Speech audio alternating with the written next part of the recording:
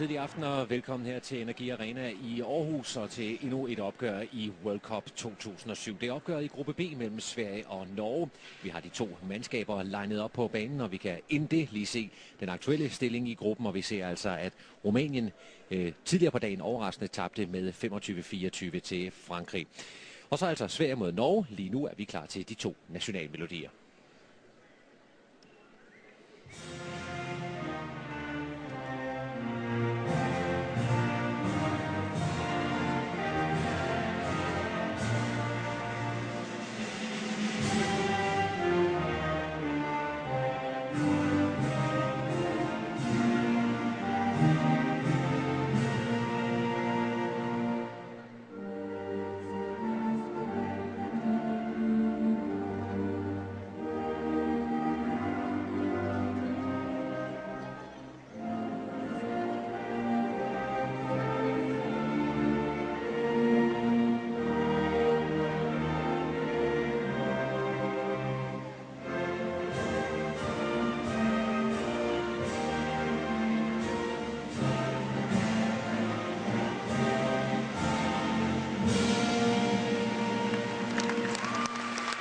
Således fik vi den norske nationalmelodi, og her i Aarhus følger nu den svenske.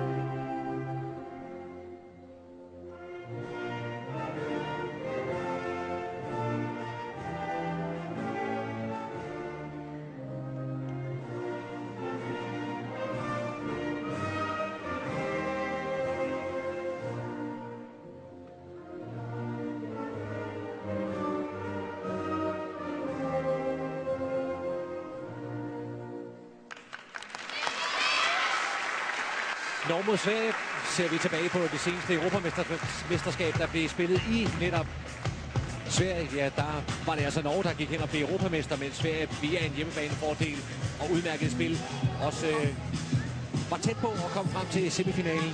I mellemrunden gik det blandt andet ud over Danmark, men svenskerne stod ikke distancen og kom ikke hele vejen frem til det fine selskab. Et selskab, som nordmændene har hængt ved i rigtig mange år. Jeg ser lidt nærmere på det svenske hold her. 11 af spillerne er til dagligt at finde i den danske liga. Og et par af profilerne, ja, Tina Floman, stærk stregspiller fra GOG, Mathilda Bosang, stærk fløjspiller fra Aalborg DH, Sara Eriksson fra FCK, Madeleine Gunstrøm, keeper ligeledes fra FCK, reservekeeper Therese Brorsson spiller i Team Esbjerg.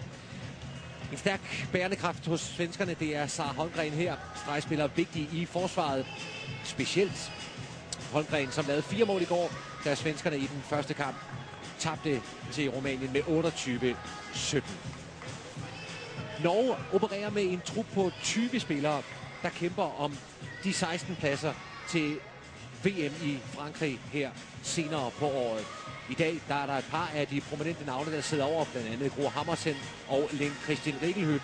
Og det betyder altså, at spillere som eksempelvis Annette Hoving Johansen skal ind og vise, hvad de står for i opgøret her. Det samme gælder for Camilla Thorsen.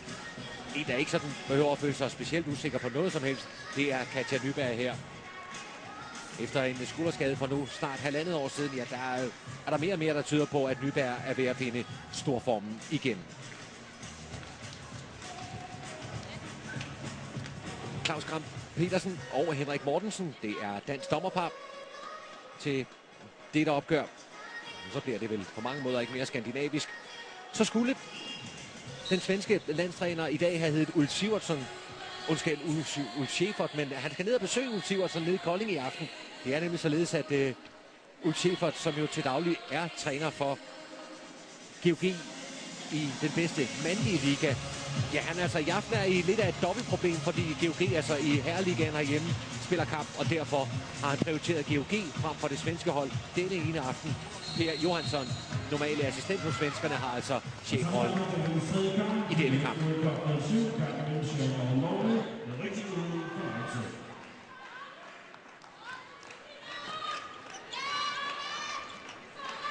Norman Østervold ude på højre fløj. Så spiller man med Snorækken på højre bak, Karoline Breivang som centerspiller, Katja Nyberg på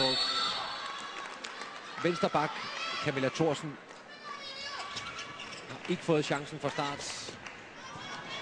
På venstre fløj det har i stedet Camilla Herrim, og inde på stregen der er det så Marit Malm Frafjord fra Byåsen.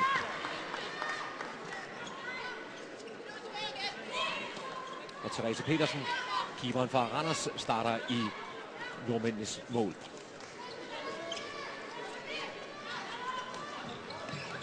Svenskerne med Bosson på venstre fløj. Lad os lige følge den kontra her fra nordmændene. Den ender med scoring. Herren. Men svenskerne spiller altså med Mathilda Bosson ude på venstre fløj. Så spiller man med Sara Eriksson på venstre bak. Jessica Engstrøm som centerspiller. Therese Krantz på højre bak. Fredén ude på højre fløj, og Sara Holmgren inde på stregen. Madeline Grundstorm på mål.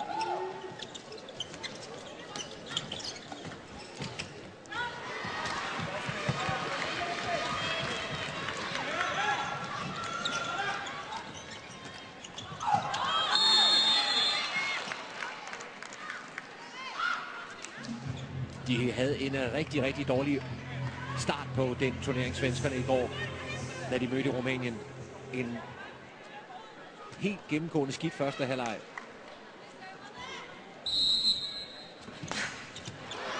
Der blev tabt med 12-5. Der lavede de 18 tekniske fejl på 30 minutter. Ind på 28, som